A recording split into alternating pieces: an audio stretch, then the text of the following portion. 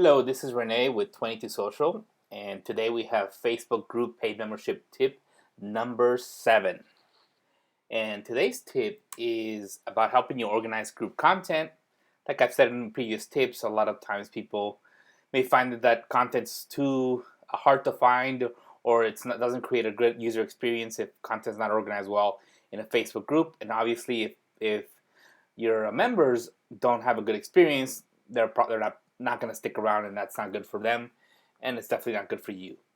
So one way to do this is to actually create a training archive doc. In a previous tip, I talked about docs. So if you go back, I think it's one before this one, you could see where I mentioned that. And a doc can be created simply by going where you normally create a post in the group, and then the more section, there should be a section for docs. And docs are very similar to notes. If you ever created a note in a Facebook page or in a business page, then they behave very, very similarly. They allow you to have a cover image, just like the example you see on the screen right now. And that's something you can create with a graphic program or something, or actually made that on Google Slides.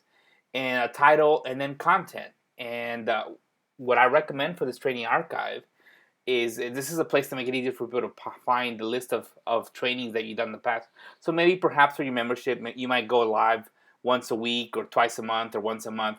And it's good to have a spot where people can easily find all your trainings based on date. So on this example, we just simply put the date and the topic, and then a link or coming soon there if it's something that's not yet created, or that would be a place to put the link to that video post where you went live. Or it might have not been live, it might have been a recorded video, that's okay too.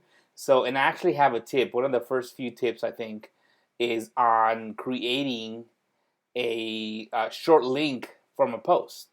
So if you want to check that out, then that way you don't end up with a really long, nasty looking link on there. But the idea is for you to create a descending order of all the events that are coming. So in this case, this is something I was helping a client with. So it would be, they would be going all the way down. And there is a limit. I've heard somebody actually reach a limit of how long these documents could be, but you're not going to reach it anytime soon. If you do, you could always divide it by year. So it's not a big deal. But the point of this document is it does help people find all your previous live trainings or recorded video trainings without having to dig through the entire discussion in a group. So that's one way to use these docs, is to create this training archive.